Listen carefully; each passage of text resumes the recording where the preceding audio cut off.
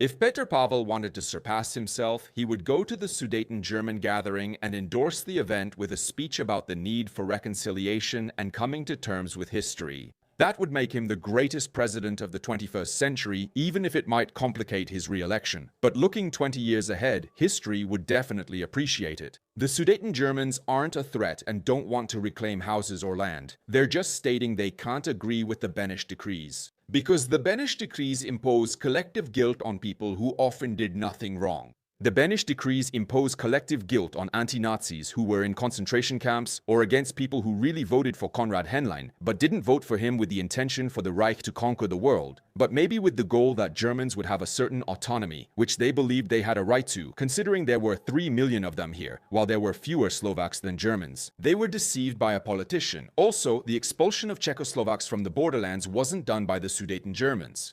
That was something carried out by the Reich, sanctioned by France and Britain, and approved by the Czechoslovak government and president. It's called the Munich Agreement. And the Beneš decrees? That was the expulsion of 3 million people, mostly women and children, because the men were dead or in prisoner of war camps. That was the expulsion of roughly the population of Croatia. That was the legalization of 30,000 murders. That was the legalization of 10,000 rapes. That was the sanctioning and legalization of collective guilt imposed on the population.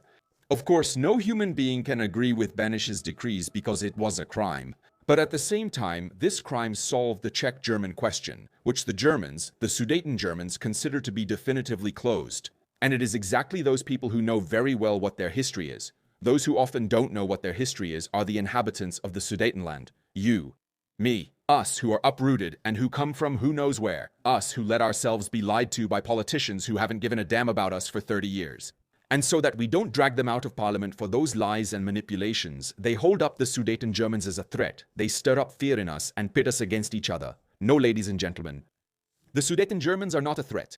The real threat is power-hungry politicians who use our fear and yours to gain power, money, and positions. The Germans have already come to terms with their history. Now it's our turn to come to terms with what we've done, who we are, and to stop justifying ourselves with some idea of righteous revenge. That so-called righteous revenge was carried out on women, children, anti-Nazis, and often even Jews.